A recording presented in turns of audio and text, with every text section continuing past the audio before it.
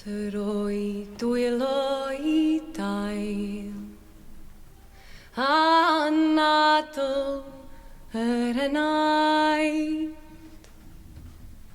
Llosg fynydd yn llo sgi llais Tyragwyddialdeb dwys yn tynnu o'r moment Mae'r neidr yn poeri yn symud trwy'r coed Ac yn seler y cofion Mae cofion cyn dadau yn rhannu gwirionedd yn rhannu gorfoledd yn rhannu mewn llwybr ymhell o dando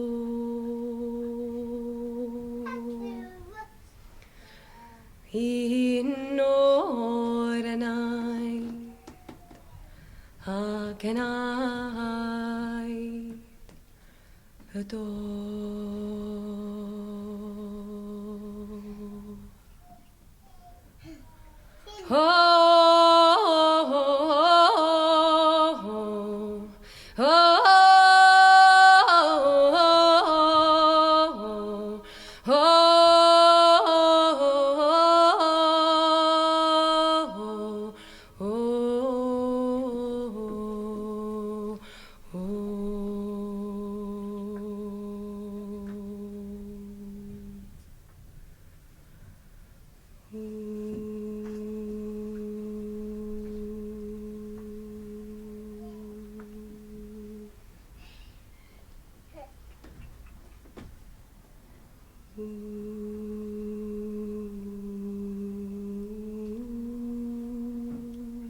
I have heard rumors of true human beings living amongst us, with a twinkle in their eye and a golden thread in their hand. It is said that long ago they learnt a secret,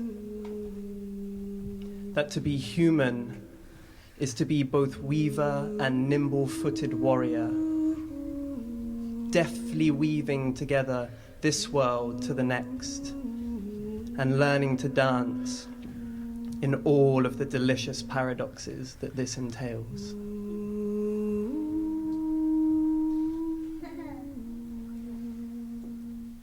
Ours is a time of the great forgetting, awash with false palaces and vast armories where ancient parts of ourselves languish in long-forgotten dungeons, where ice and steel conceal the tender song of our belonging.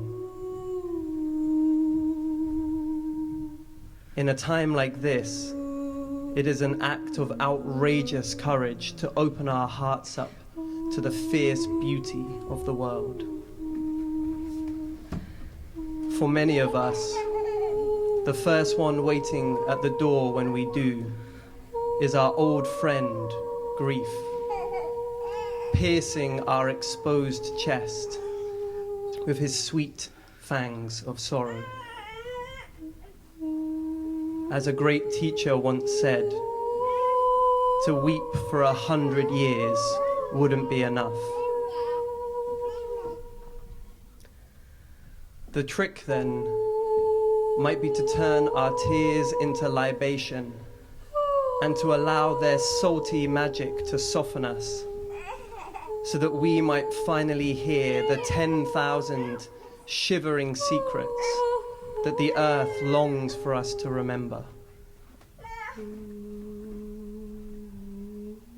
We spend a lot of time running away from heartache, but a heart broken open grows stronger and stronger and stronger until finally we see that it has become an altar, a place where the wild splendor of the world can find shelter and nourishment, a place from which we can step forth in all of our broken glory.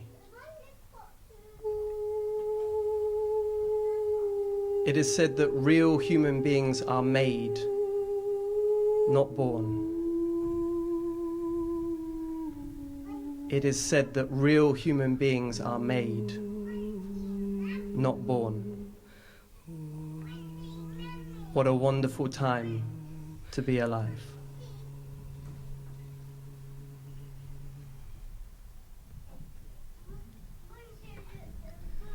Troi dwylo I dau Anadl yr enaid Llwsg fynydd yn llo Sgi y llais Tyragwyddiol dwys Yn tynnu o'r moment Mae'r neidr yn poeri Yn symud trwy'r coed Ac yn seler cofion Mae cofion cyn dadau Yn rhannu gwirionedd Yn rhannu gorfoledd Yn rhannu mewn llwybr ymhello dan do Un o'r enau ac enau y do.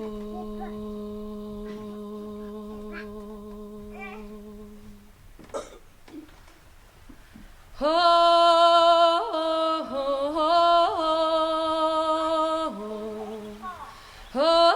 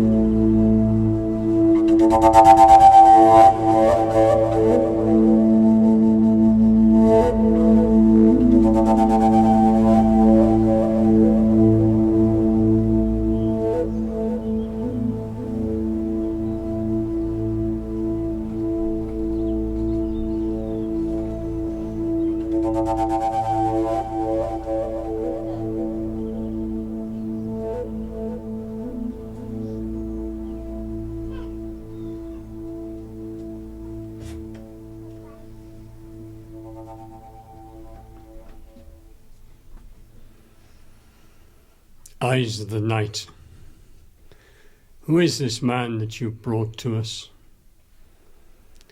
He says his name is Mac. Welcome, Mac.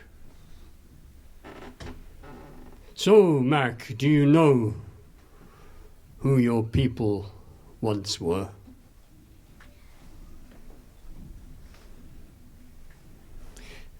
Three, 4, 5,000 years ago. And you would come in from the east, from the west, the south and the north, and gather at these huge, great gatherings and celebrations and ceremonies. And you would lift your voices to the wind, to the sun, to the moon, and you would stamp your feet as the drums rolled. And you knew then that you were an earth-loving people. Then times changed. And 3,000 years ago or so, you left those great gatherings, and your people went home to their hearths and created ceremonies at home. And they were still an earth-loving people.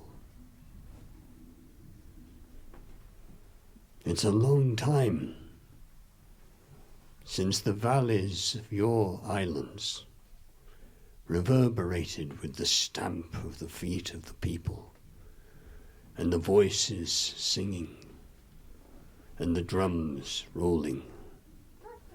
Yet nonetheless, your land is bathed in prayers.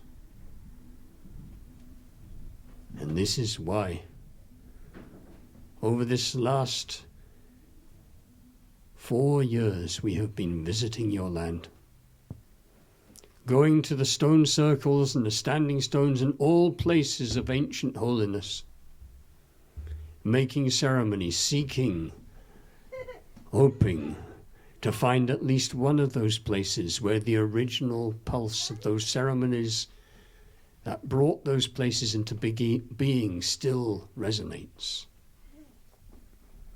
And in the end, we found one. A stone circle called Banach. And there at Banach we asked permission for the building of a new stone circle, which we would call the Magpie Wheel. And this stone circle is a prayer to the people of your islands, that they will wake and remember who they are.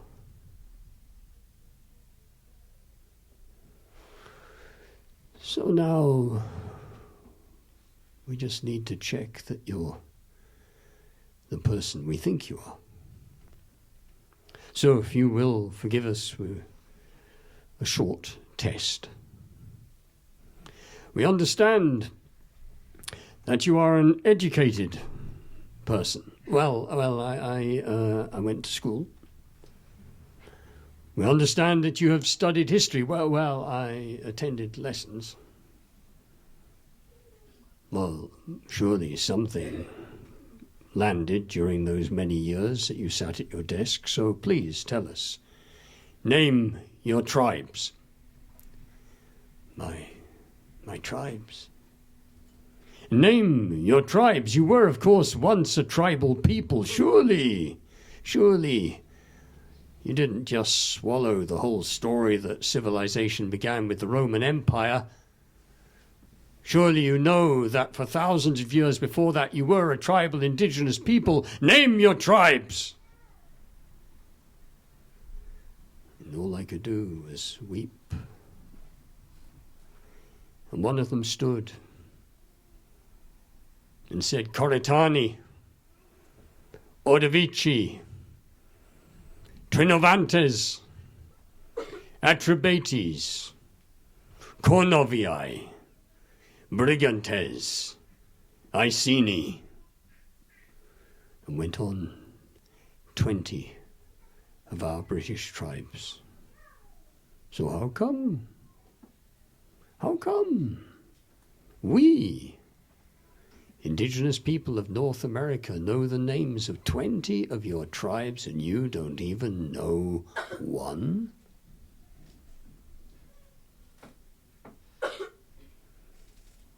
Well, let me tell you, Mac, you see, we're curious, and we ask questions.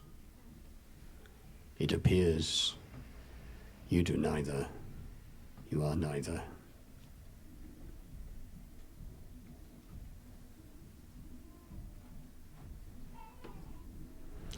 When these words were spoken to me, and it was in the late 70s, it thrilled me to feel that once we were an earth-loving people. It filled a great vacuum and void in me, because all the things that have always spoken to me always did when I was a child, and forever afterwards, were the rocks and the trees and the forests and the ocean. And the feeling that once we were all of us together in this, and that it was not considered anything except a natural and deep reverence for the privilege of a human life on earth. And that like all humans, perhaps as we always have been, we of course were stupid as well, and cruel and all kinds of different things, but as we always have been. But nonetheless, we knew and understood the word sacred. For a long, long time, I had searched for this, been everywhere to the gurus of India, to all kinds of different people. But when these people said to me, Mac, you'll never be an Indian.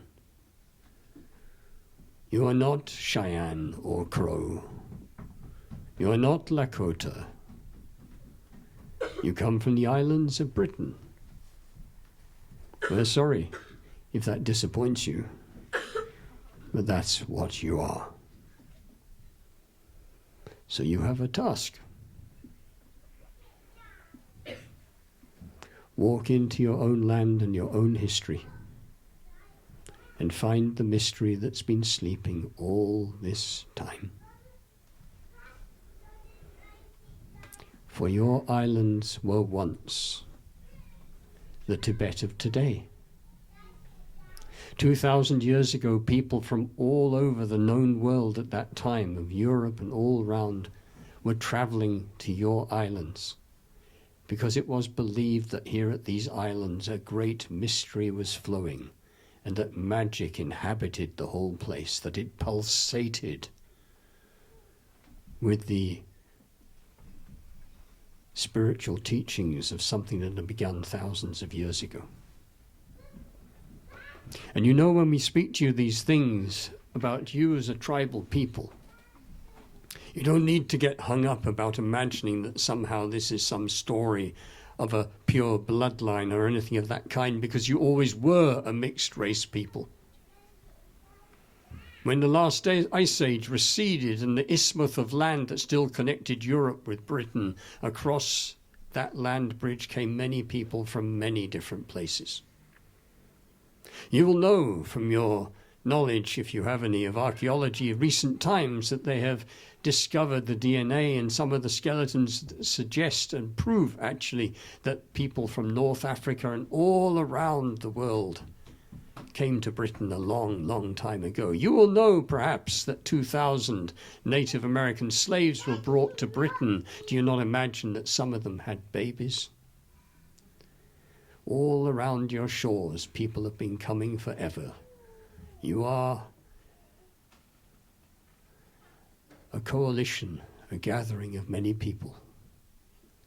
And our Mother Earth says welcome to all of them when they raise a home and say, here we will raise our children.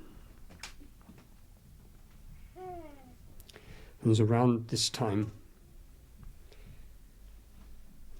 that I was summoned to a meeting in the forest, where they said there was something important they wanted to share with me.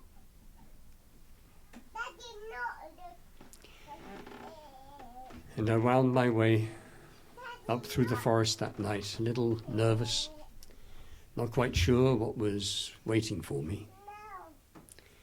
And there I saw a fire burning a little distance away, and a circle of people sat waiting in a space for me to sit. And I took my seat, and one of them began to speak of this small fragment of the wisdom of their people, called the Children's Fire. We, as a people, as a council of chiefs, sat together, and we asked the question, how shall we govern our people? For we have come to understand, we know that it is in the psychology of humans, that when a number of chiefs or leaders come together, elected or in some other form collected as the people that will guide their people, we have come to understand that even though they may well begin with the best of intentions, after a period of time, they begin to make decisions which serve the best interests of the leaders or the chiefs, rather than the people for whom they have responsibility. So we pondered this question and eventually came up with the idea. Every time the Council of Chiefs gather, we will kindle a little fire in the center of the circle of chiefs, and we will call it the Children's Fire. And every council chief, women and men, will have to make a pledge to the Children's Fire. No law, no action, no decision, nothing of any kind will be permitted to go out from this council of chiefs that will harm the children. No law, no decision, no action, nothing of any kind will be permitted to go out from this circle of chiefs that will harm the children. And the children are not just human, but the young of all kind. It is a pledge to life and to beauty. The chief leaned towards me. Until the day comes that the people of your islands once again remember their sacred duty to love and care for the earth, the Children's Fire will remain extinguished. Until they remember that the thrushes, the rabbits, the trees, and all waters also belong to and are loved by creation, there will be no justice. Until ceremonies are held honoring the seasons and the youth are held by elders worthy of that name, there will be no lasting peace. Until this day comes, we will always be frightened of your people, for you see with dead eyes, and your madness may be all it takes to tip the scales. And then she leant towards me. Mend what was broken. Rekindle the Children's Fire.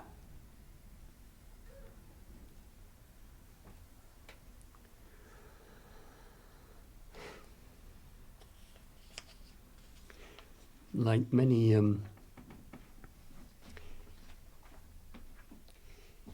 times, perhaps, I'm sure more than I know this, it's quite easy to make a pledge,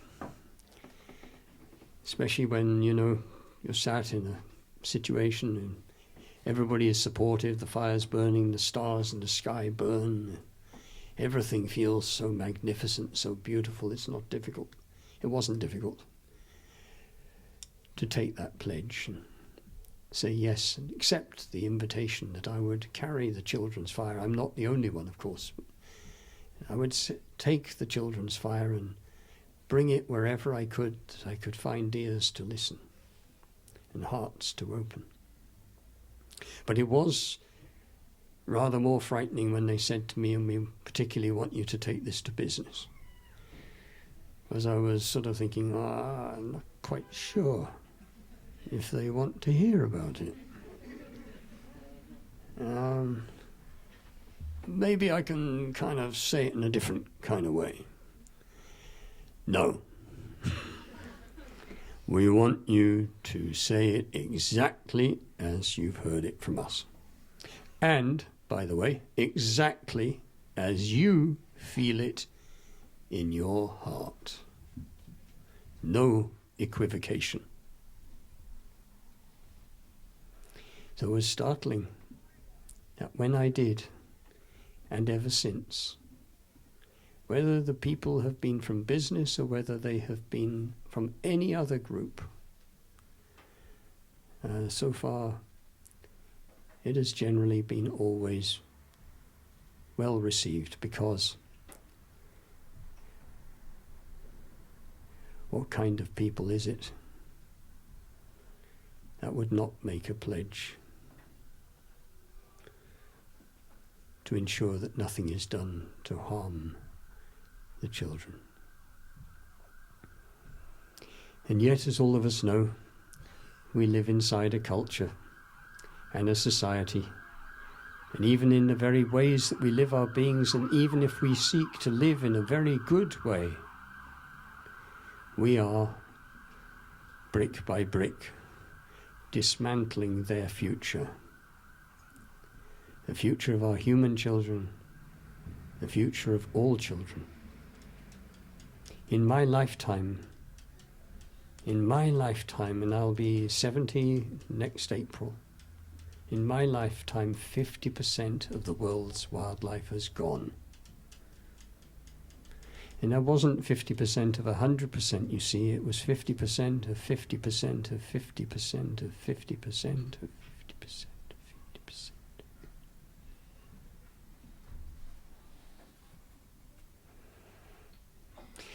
Chief Oren Lyons of the Iroquois Federation spoken and said, our people have a prophecy. It says, when the big winds blow and the weather goes crazy, and when people begin to fall out of love with their children, this will be the time of the great confrontation between the species of human beings, and with them all others, and the possibility of a future or not. And he's written not long ago saying they believe that time has come. This map here shows if you came close, you would see there's some cities and roads and things, but the map is not. The map is created in such a way to try to show her as she actually is. The cities and the roads will come and have indeed come and gone, and they will still come and go. And indeed so will the mountains and the valleys and the plains, but they're rather slower. And when I first looked at this, I did think it was very beautiful, and I still do. This little island, the Isle of Anglesey, or once known 2,000 years ago as the Isle of Mona, was the epicenter of our indigenous spiritual tradition here in Britain. And when Rome began to move her legions up through Gaul and all places of what we now call Europe, everywhere they went, they met or saw the invisible footprint and the resonance of the people who were holding that spiritual tradition and teaching it, the Druids, people we know of as the Druids. And everywhere they went, they heard the whisper, Rome must be resisted at all costs. And eventually, they came across to Britain. And there they had a really tough time. For some reason, and most likely because it was the Druid stronghold, the resistance put up in Britain was colossal and long-lasting. And eventually they had the realization that the only way to break these tribes was to break their indigenous spiritual tradition. And they marched on Mona. And finally crossed the Menai Straits, and the slaughter began, and the oak groves were cut down, and women and children and men were thrown onto the fires alive. And then afterwards, what took place, some believe, was a tremendous, like a great revenge that took place across the whole island.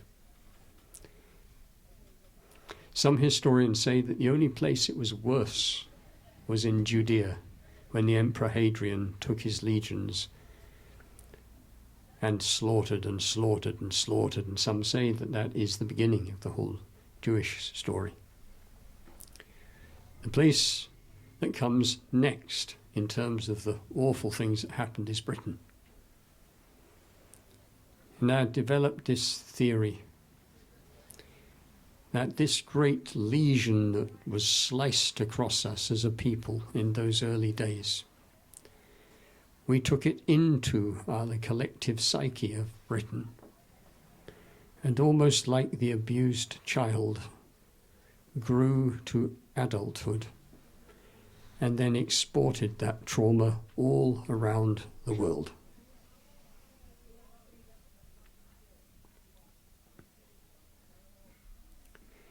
But now is a time of something amazing happening. Now is a time of something extraordinary taking place. And how things will work out, I have no idea, though like many others I would say that things are not looking good. But at the same time we know that there are thousands who are beginning to wake to the wonder of what it might be like to be a people who find ourselves in community again, who begin to really appreciate what it might mean to be alive on this earth, to understand sacredness in nature, to understand that we are nature, to understand that we are a people that could live beautifully upon this earth.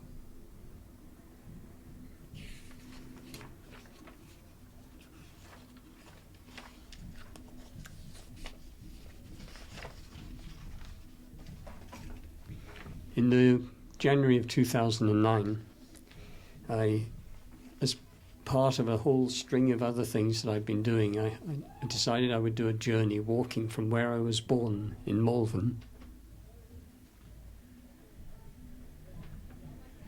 to the Isle of Mona, carrying an Iceni chariot ring dated to AD 60 when Boudica lost her final battle, that I would carry it back to Mona, where I used to live,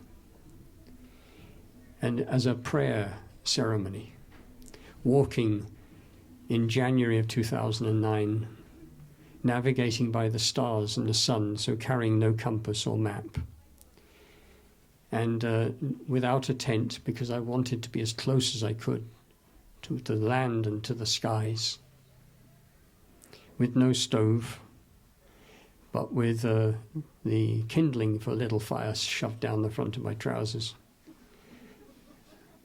And I would just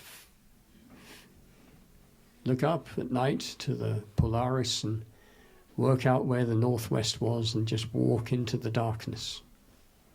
When I visited the outdoor pursuit shop looking for a sleeping bag. I said to the guy, I need a sleeping bag that's going to be able to cope with a winter travelling across Wales. And he said, yeah, you just need one that can go down to -8, it should be fine. Oh, good, thank you. And I bought it. I've always intended to go back to see that guy. As it went down to -15 in mid-Wales that winter. And it was freezing. And I had never imagined, could not possibly imagine, that water would be such a huge issue. But it was frozen, so I was perpetually thirsty. And if I did fill my flask, and it was so heavy that it was really difficult. And food, I'd gathered wild food, acorns, and leached out the tannins and made the flour and done other things carrying wild food with me. But I was so exhausted and so tired each time that I gradually ate less and less. I'd forgotten. At that point in 2009, I guess I was just about 60, and I wasn't quite in the first flower of youth.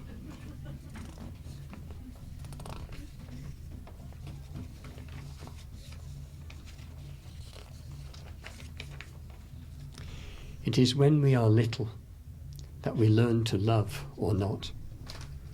What we come to love in early life, what we come to value, we later care for. With efficiency and the ruthless pragmatism of repetition, we have been taught that our land only has value insofar as it offers us resources.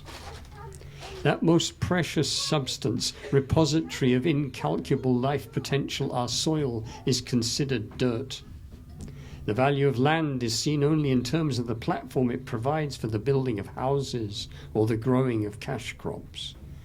For most of 2,000 years we've been taught that everything of this earth is dirty, menial and pagan, that is, of the country, and therefore inferior. We use language like civilization, civilians and civility, Roman-derived words to describe that which is most desirable, the language of our aspirations, the language of the town dwellers, nervous of heathens or heath dwellers, those who preferred freedom and kept covenant with wildness.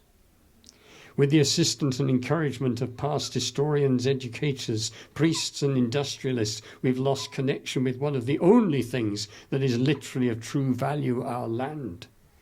We were born from it. We are made of it, and in time we decompose to become earth once more.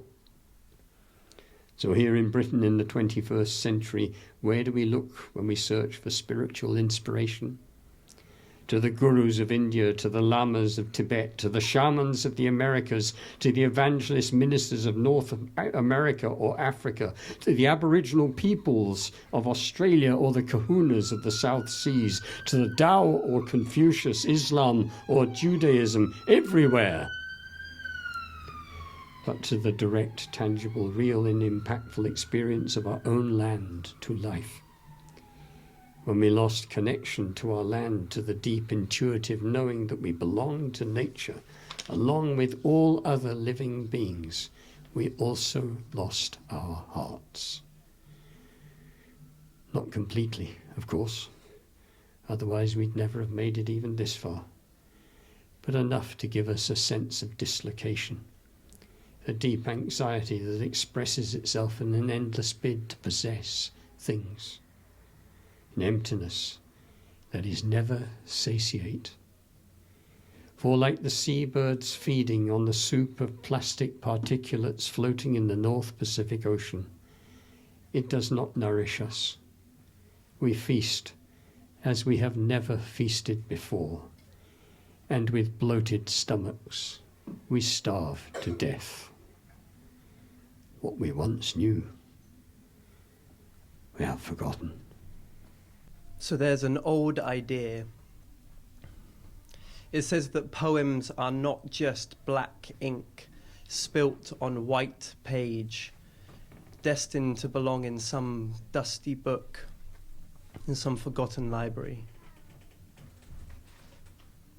It says that poems are not something to be understood or analysed or dissected, like a dead frog in a GCSE biology class. No. It says that poems are wild animals. Climbing, crawling, scratching, sniffing, howling, hunting for poets. And on a night like tonight, if we recite a poem, it's as if we open up all of the windows and let some wild beast into the room. And at first, we're trying to understand what kind of animal has entered. Maybe it has little flame-like ears. Maybe a swishing tail. Maybe udders filled with milk scraping along the floor. Maybe it's small and blonde and runs gleefully up and down the central aisle. All poems are different. And that is why, when we hear a poem, the old ones say that we should always hear it 2 times. The first time, so we can see what kind of animal has entered the room. And the second time, we're invited to close our eyes and let the animal find us. This poem is called Hidden Treasure.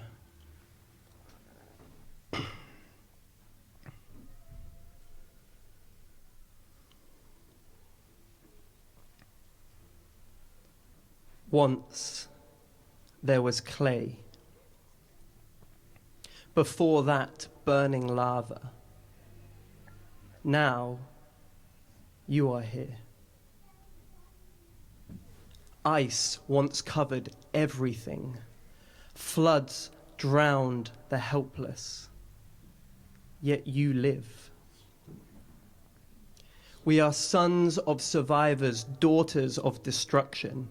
Our ancestors are rocks thrusting upwards from some impossible yesterday. Our grandparents are not just Adam and Eve, but the ripening fruit on the tree, the serpent with eyes aflame, the jealous God and his parting gifts.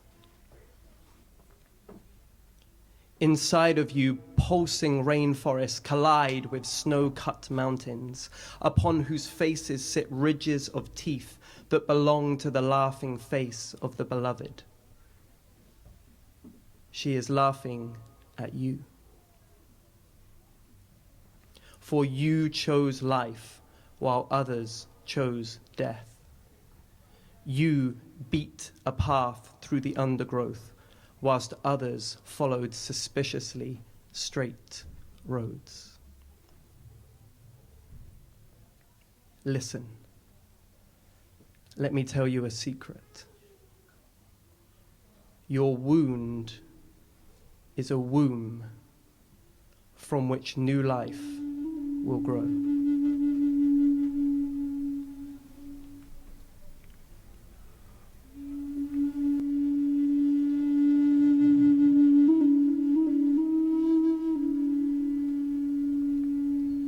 Once there was clay. Before that, burning lava. Now, you are here. Ice once covered everything. Floods drowned the helpless. Yet you live. We are sons of survivors, daughters of destruction. Our ancestors are rocks, thrusting upwards from some impossible yesterday. Our grandparents are not just Adam and Eve, but the ripening fruit on the tree, the serpent with eyes aflame, the jealous God, and his parting gifts. Inside of you, pulsing rainforests collide with snow-cut mountains, upon whose faces sit ridges of teeth that belong to the laughing face of the beloved. She is laughing at you. For you chose life while others chose death. You beat a path through the undergrowth whilst others followed suspiciously straight roads. Listen, let me tell you a secret. Your wound is a womb from which new life will grow.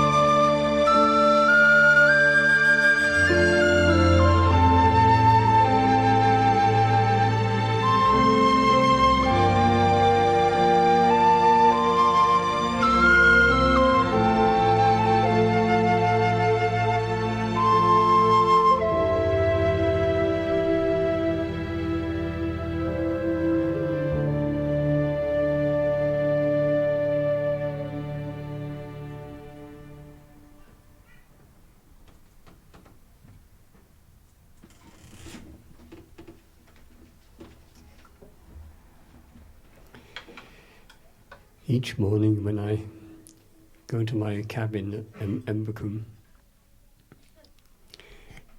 there's a little robin waiting for me. And I unlock the door, go in, and I take a handful of bird food. And I stretch out my hand, and this little being jumps on my hand and eats the food.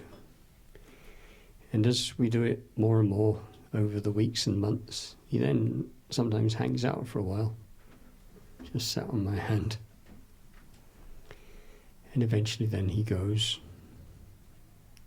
And I'm so clear it's not really all for his benefit, though I'm glad he gets some food. It is what it does to me to feel trusted by this little being.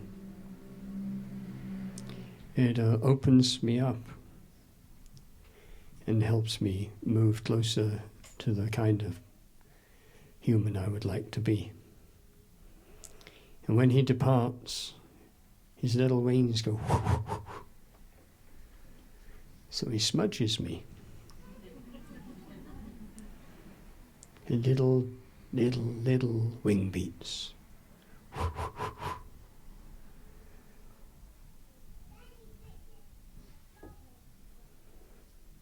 This is a time, it seems to me, when grief and joy sit side by side. And that, I think, is a sign of a properly sane person. As the grief is there because our eyes are open, our ears are open, and we see what is written. We know of the suffering and the pain that is rolling its way around our world. But the joy is there also, because we see the colours more brightly. And beauty, if it has never touched us before, perhaps we really comprehend it now. And how the writing will go in some of the final chapters of this story, I have no idea. But the Children's Fire Pledge says to us, while you are living, will you not take this pledge to do everything you can with a kind, generous, and gentle heart, yet twined with fierce courage, stand for all that is beautiful, without it being conditional upon a happy ending to the story, though that may indeed come so, but to stand for all that is beautiful. Would we not do that? Now, this journey that I undertook was meant to be, and indeed it was, a journey into the wild, ancient spirit of our mountains and forests and hills and earth and sky. But I think I completely underestimated and was caught unawares, really, about another dimension that came to me in that whole journey, which was people, of course. And I could say that it had a profound effect upon me because I was befriended constantly throughout the journey by all kinds of just amazing people whom many would call ordinary. On one occasion, just outside Hereford, having spent the afternoon walking with so he told me, retired nuclear submarine commander, and ruminating on our conversation, which had gone to all kinds of unexpected places, I was the other side of Hereford, and it was pitch black, and I'm just walking into the darkness, just fumbling my way towards the northwest, desperately thirsty. And this farmhouse comes out of the darkness, and I thought, I have to knock on this door and ask for water. I've been quite a while on my journey and sleeping, of course, and just tucked up in some little woodland somewhere or briar patch or somewhere. So I look like I've spent quite a long time sleeping in little briar patches and places, and maybe I smell like that as well, I have no idea. So with some apprehension I knock on this door. Hear footsteps coming the other side. Door swings open. Light just pours out of this doorway, and right behind it a wave of warm air just washes all around me. And there's this woman with this mass of blonde hair and light streaming through it. And the only thing that feels appropriate is to fall to my knees in supplication, which I didn't do. I look at her and I think, maybe you're the one for me. And perhaps I could stay here. Who needs a journey anyway? Hello, my dear. What can I do for you?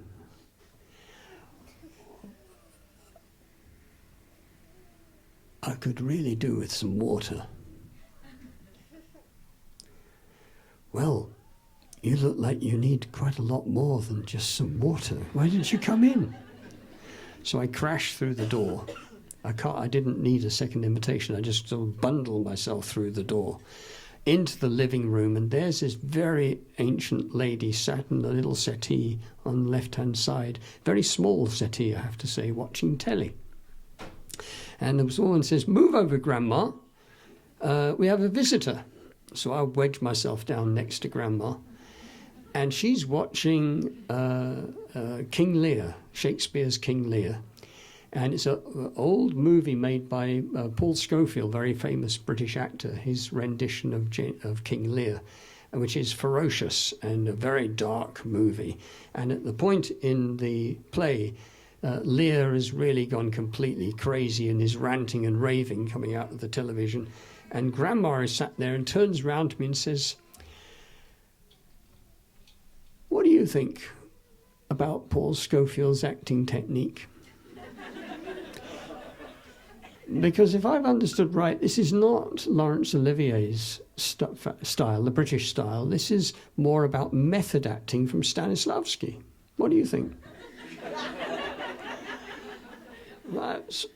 I'm so discombobulated, really. I said, "Yeah, I know what you mean, yes.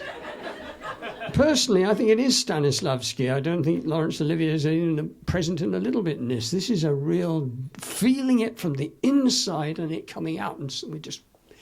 Meanwhile, cake and biscuits and mugs of tea are pouring in from the right, and I'm stuffing them down my mouth as fast as I can. I'm thinking to myself, how can I stay here the longest possible amount of time? And finally, of course, it comes to an end, and I say goodbye to Grandma. I embrace the woman with the mass of blonde hair a little too long. Not quite embarrassing, but borderline. And the door closes and pitch black, freezing cold. And I feel so good. I cannot tell you how wonderful I felt. I am alive with this land and the memory of who we once were. And I, along with many others, some of whom perhaps are in this room, we will find our way to live as we were meant to live. And I walk on. So many times, so many wonderful interactions with people. To give you one other, at a point in my journey when I was arriving into Beddgelert, I had already walked nearly 25 miles that day. I was tired, really tired. My Achilles tendons had swollen up. I have an injury in my back that I received when I used to do gymnastics and things. I'm feeling my years, and I'm faced with another 8 miles all uphill to the Penigurid Hotel near which I want to stay. And I wasn't sure I could make it. It was pitch black, pouring with rain at this stage, now freezing cold. So I hit on this good idea. And I went to a little telephone thing in the pub and rang up a local taxi firm. I said, good evening, I wonder if I could order a taxi, please. Yes, where would you like to go? Well, actually, it's not me, it's my backpack.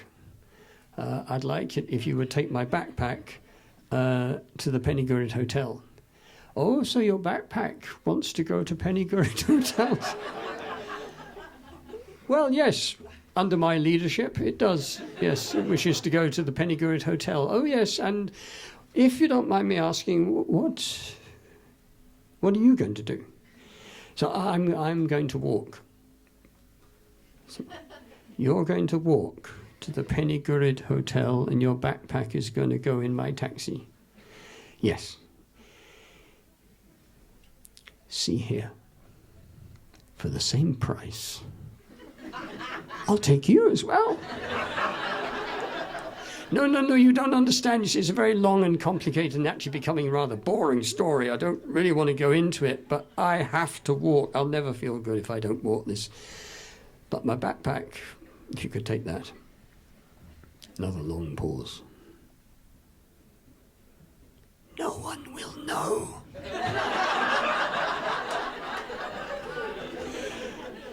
So this is the second time I'm thinking of settling down with this woman this time, and a life with this joyful free spirit. And I said, understand, no one will know, but I will know. I'm sorry, I have to walk. 3 times that night.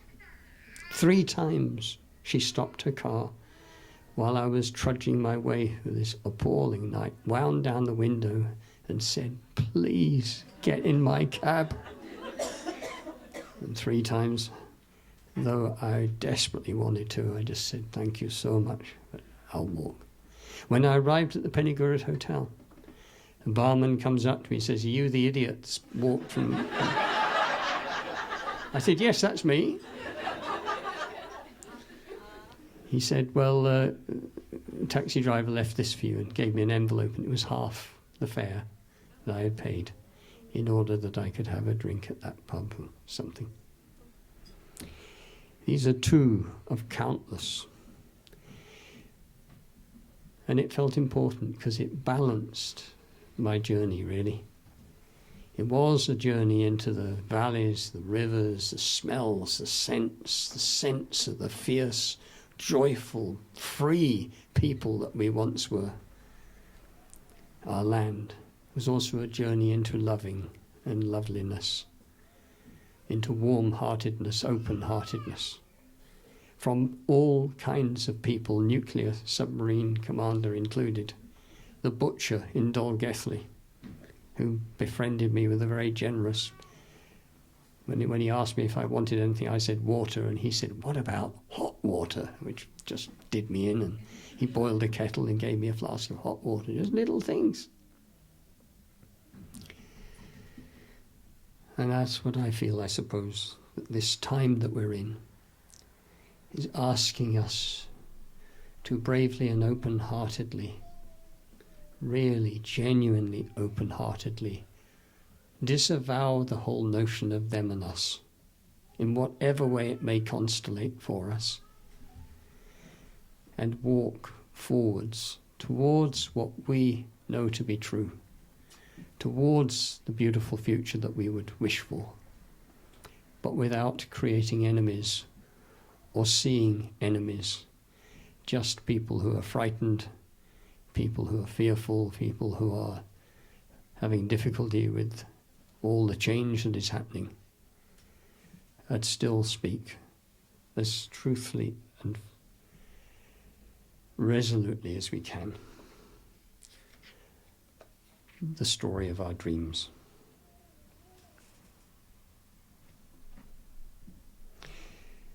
The peace that we need. The peace that we need is the peace upon which we have been most terribly betrayed. We have to rediscover the numinous, the sacred, and the divine, uncluttered and uncompromised by human institutions that have dubious intentions and flawed ethics. Every cell in our bodies yearns for the homecoming. Whatever the horrors religion has inflicted upon the world, it has also been the means by which countless millions have been encouraged and inspired to find and give the best of themselves. The form in which we currently accommodate this innate instinctual response to the awe and wonder revealed by our consciousness needs to change, and we find this difficult. It raises the full panoply of primitive defense mechanisms that have enabled our survival over millennia. We will not relinquish them easily. Fortunately, tenacity is a confirmed human asset in my bones. I think we can do this.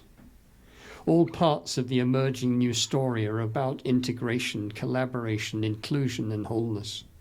In the same way that our earliest spiritual and religious ceremonies embraced the mysterious primordial splendor of the vast unknown territory that lay beyond the horizon, the birth of our babies, the season and the tides, we too need to reclaim eyes that can truly see what is spread before us. We have to bring all of nature to our altars and acknowledge the sacred in ordinary, everyday living. We have to bring it home to where it belongs, with families, community, food growing, and then on out into the broad territories of work, education, commerce, art, science, and technology. We are being asked to imagine ourselves anew, to accept and grow our talents without collapsing into the arms of hubris. We are invited to come home to what we love, to develop and deploy our gifts, be mindful of our responsibilities, and in continuous exploratory dialogue, move to action.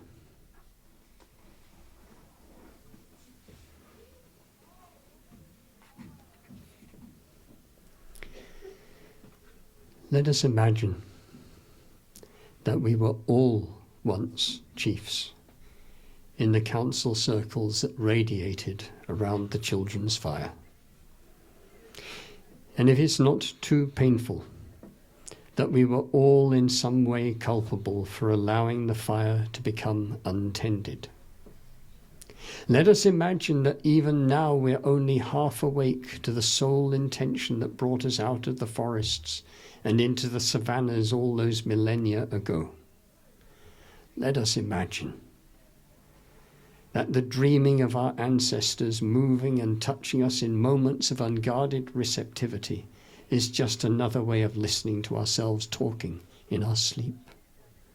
Let us imagine that after a period of amnesia and confusion, we are now beginning to orientate ourselves to the pulse of the drummer who calls us back to the council circle, to reclaim our seat at the Council of Chiefs. Let us imagine that we are sat upon the earth, head down. We slowly lift our gaze to the heart-breaking, heart-making joy of knowing that the children's fire once again lights our way. Be still. Listen. You may just hear the snap, crackle, and pop of the first twigs catching. Tiny flames dancing, swirling, twisting, and reaching, like a cave painting reflected onto your glistening, beseeching eyes. Lean forward, and with outstretched arms, cup the flames in your hands, and thrust the fire deep inside your belly. Now she burns inside you, and everything is changed forever.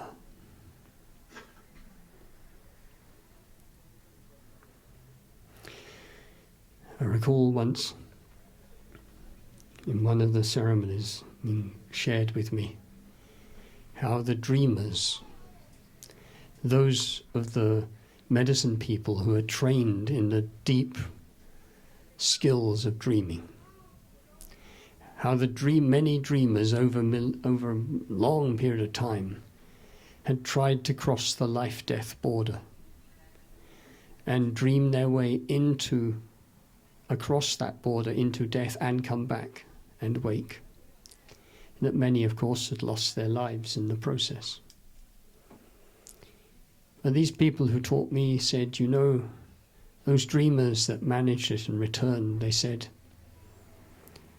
the spirits are queuing up for the chance of a life on earth. This is the garden planet.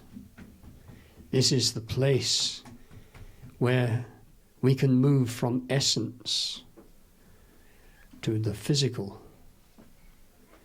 and in our lives have the opportunity to change essence through the choices that we make.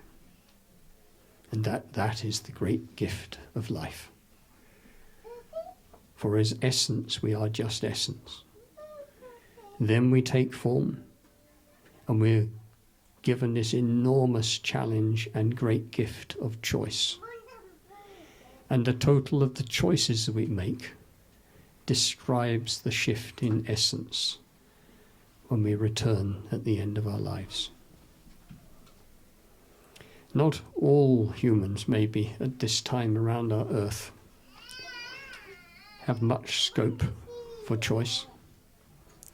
I do not imagine that the people of Yemen at the moment are able to think about much beyond surviving. But there are countless others of us that are deeply privileged and have enormous scope for choice. And this is the calling of the Children's Fire. This is the amazing, amazing opportunity of this time. This is the prayer of that stone circle that now exists at Embercombe called the Magpie Wheel. That was built by those indigenous people all those 20 odd years ago now, as a prayer to the people of these islands saying, wake and let us stand for all that is sacred in this life. And instruction was given. Children, animals can do whatever they like in the stone circle. Jump around the place, leap from stone to stone if they can make it, all the rest. Adults, never let them lean against the stones. They have their own spine. Let them learn to be disciplined and to be chiefs. Let them turn outward from that circle and walk out into life in whatever way they choose to be. In business, as activists, as anything. Musicians, teachers, engineers, construction, but wherever they are, think of themselves as a carrier of this fire and take this story out so that our children and the children of the foxes and the little robin and all other beings can also have their time on the garden planet.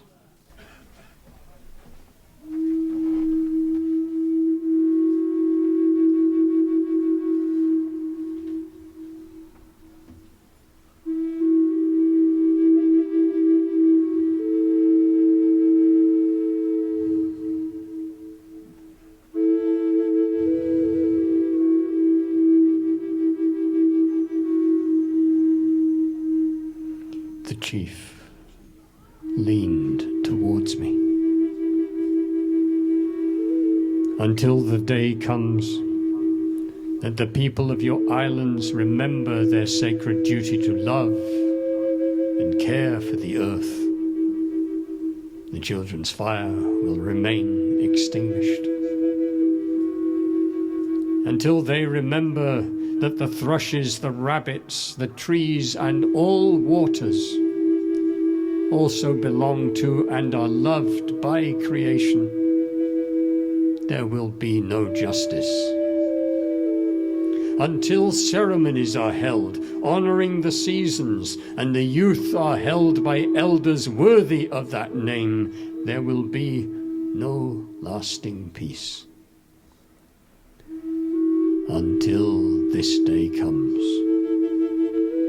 we will always be frightened of your people, for you see with dead eyes, and your madness may be all it takes to tip the scales. She leant towards me. Mend what was broken. Rekindle the children's fire.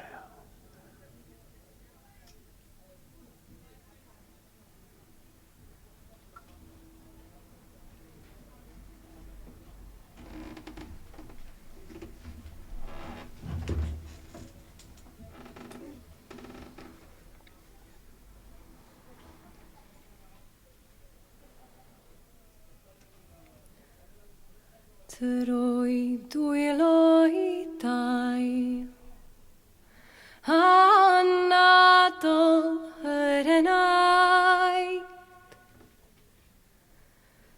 Llwsg fanydd yn llo Sgi y llais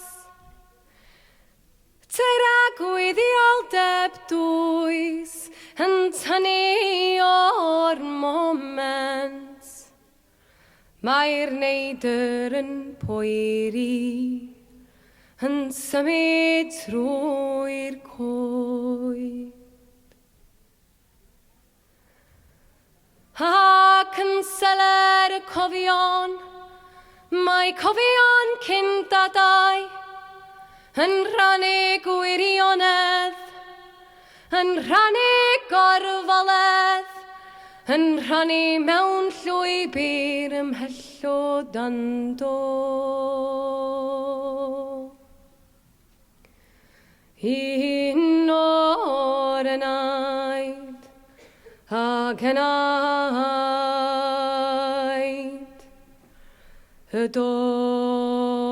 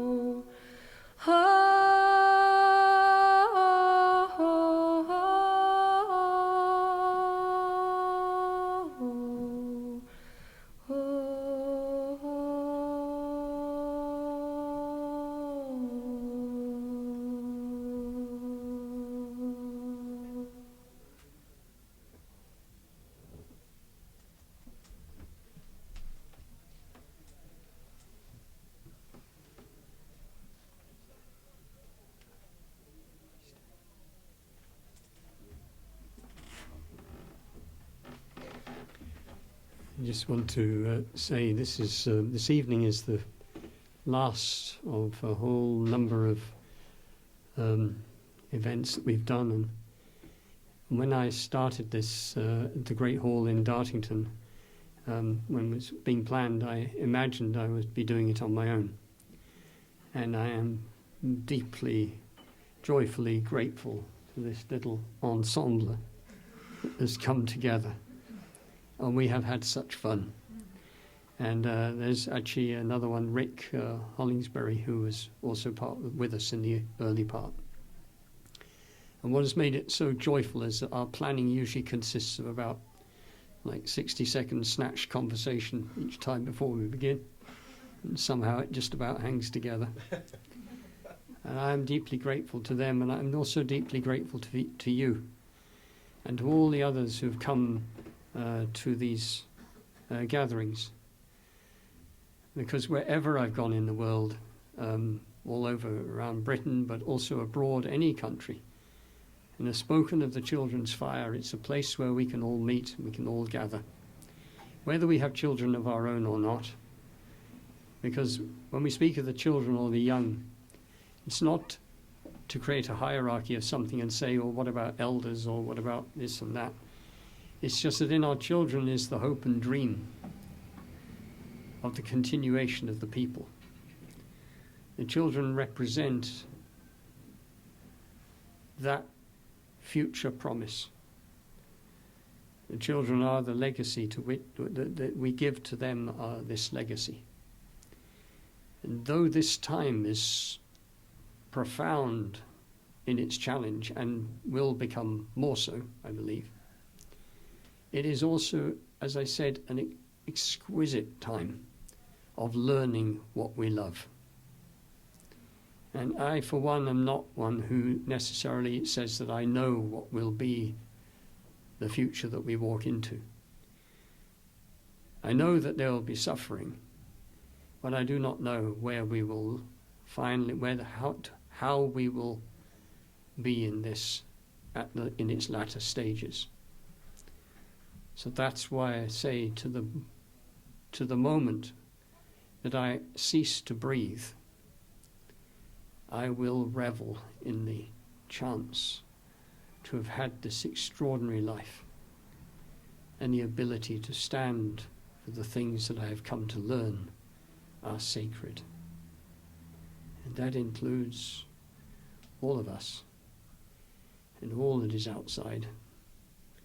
Our cities as well, which of course could be redesigned to be beautiful and safe and wondrous, and even as they are, contained within them, like this one, a wonderful pulsing heart of all kinds of initiatives and things which celebrate people and celebrate this life.